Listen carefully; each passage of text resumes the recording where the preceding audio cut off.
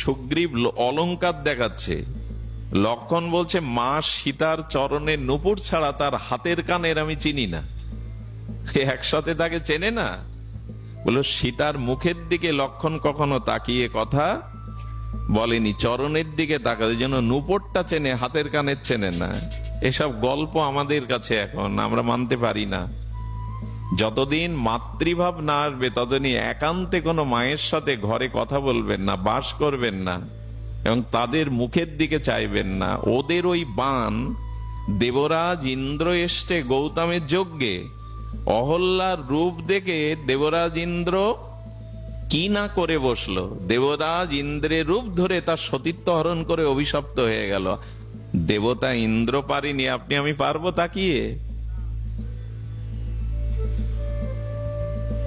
আর মায়েদেরও উচিত, সতীকে জানেন?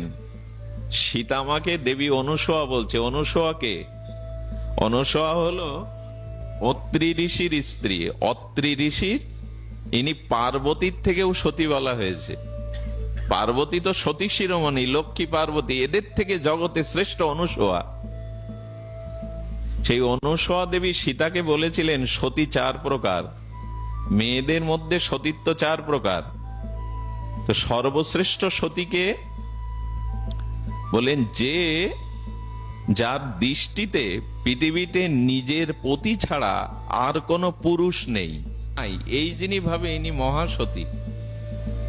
আর সতীকে যিনি জানেন আমার পতি ছাড়াও পৃথিবীতে অন্য পুরুষ আছে, কিন্তু তার আমার ভাই ও পিতা, এরা সতী। 3য় নাম্বার সতী কারা? যারা জানে যে আমার পতি পুরুষ আর জগতে অনেক সুদর্শন পুরুষ আছে, সুন্দর পুরুষ আছে, তো তাদের মন মাঝে মাঝে এই স্বামীর থেকে ওই পুরুষে চলে যায়, কিন্তু ব্যক্ত করতে পারে না, তার কাছে সব ছেড়ে ধর্মের ভয়ে যেতে পারে না। এরা 3য় নাম্বারের সতী। ধর্মের ভয়ে ওরা তাকে জানাতে পারে না মনের কথাটা, অবশ্য মনে মনে তার স্মৃতি আঁকতে থাকে। এরা 3য় নাম্বারের সতী। 4র্থ কারা? যারা মন দিয়ে বসে, তাকে জানাই যে আমি তোমাকে পছন্দ করি, অথচ ধর্মের ভয়ে, সংসার ভাঙার ভয়ে তারা সংসার ছেড়ে চলে যায়। এরা 4র্থ নাম্বারের সতী। অনুসয়া বলছেন সতীর সংখ্যা জগতে যত কমবে, বসুন্ধরা তত শস্য, ফসল এবং জগতের কল্যাণ থেকে জীব বঞ্চিত হবে। একজন সতী যদি কোনো মাটিতে দাঁড়িয়ে থাকে, ওই মাটিটা ধ্বংস করার ক্ষমতা ভগবানেরও নেই। এখন সমস্যা হচ্ছে এই জন্য মায়েদেরও